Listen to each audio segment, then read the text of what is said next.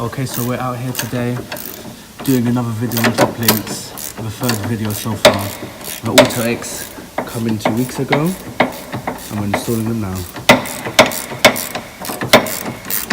Looking nice, nice setup.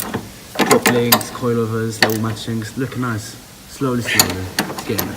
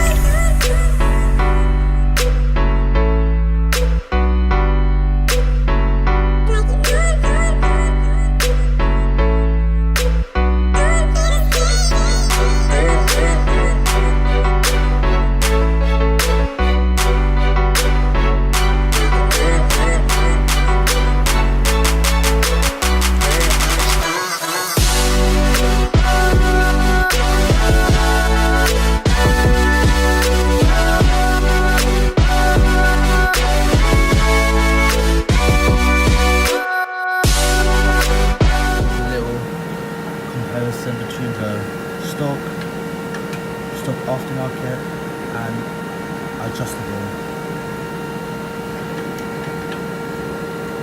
The stock kind of seems a little bit longer than the actual aftermarket one.